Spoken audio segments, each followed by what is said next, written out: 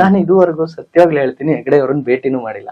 ಅಲ್ಲ ಅವರಿಗೆ social media, ಪತ್ರಿಕೆ ಮತ್ತೆ ನೋಡಿದ್ರೆ ಚಾನಲ್ ನೋಡ್ಬೋದು, YouTube channels, YouTube, mobile, social media ಇದು ಯಾವ್ದು ಅವ್ರ ಗಮನಕ್ಕೆ ಇಲ್ಲ. ಇದು ಯಾವ್ದನ್ನು ಅವ್ರು ನೋಡೋದೇ ಇರಲ್ಲ. ಅವ್ರವ್ರ ಕಾರ್ಯದಲ್ಲಿ ಅವ್ರ ಪಾಡಿಗೆ ಅವ್ರು ಹೋಗ್ತಾ ಇದಾರೆ. ಧರ್ಮಸ್ಥಳಕ್ಕೆ ಒಬ್ರು ಕಮ್ಮಿ ಆಗಿಲ್ಲ. ಇವತ್ತು ನೀವು ಫೋನ್ ಮಾಡಿ ಅಲ್ಲಿ ರಶ್ ಇದೆ. ಧರ್ಮಸ್ಥಳಕ್ಕೂ ಇದಕ್ಕೇನಿಲ್ಲ. ಇದು ಹೊರಗಡೆ ಜನ ಕೇವಲ ಈ ಚರ್ಚೆ ಸೋಷಿಯಲ್ ಮೀಡಿಯಾದಲ್ಲಿ ಮಾತ್ರ.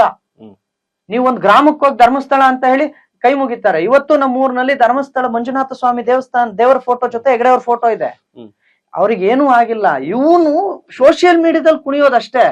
ಇವನಿಗೇನಾಗತ್ತೆ, ಮಾತಾಡಿದಾಗ ಕೆಲವು ಕಮ್ಯುನಿಸ್ಟ್ನವ್ರು ಫಂಡ್ ಮಾಡ್ತಾರೆ.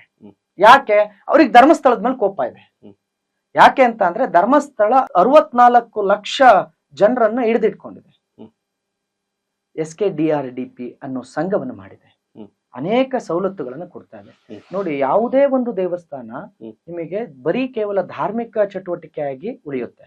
ಆದ್ರೆ ಧರ್ಮಸ್ಥಳ ಕೇವಲ ಧಾರ್ಮಿಕ ಚಟುವಟಿಕೆಯಾಗಿ ಉಳಿದಿಲ್ಲ ರಾಘವೇಂದ್ರ ಸರ್. ಅನ್ಯಾಯ, ಅಕ್ರಮ, ಮೋಸ, ವಂಚನೆ, ಶೋಷಣೆ, ದೌರ್ಜನ್ಯ, ಭ್ರಷ್ಟಾಚಾರ, ಲಂಚಗುಳಿತನ ಮತ್ತಿತರ ಸಮಸ್ಯೆಗಳನ್ನು ಎದುರಿಸುತ್ತಿದ್ದೀರಾ? ಚಿಂತೆ ಮಾಡಬೇಡಿ, ನಿಮ್ಮೊಂದಿಗೆ ನಾವಿದ್ದೇವೆ.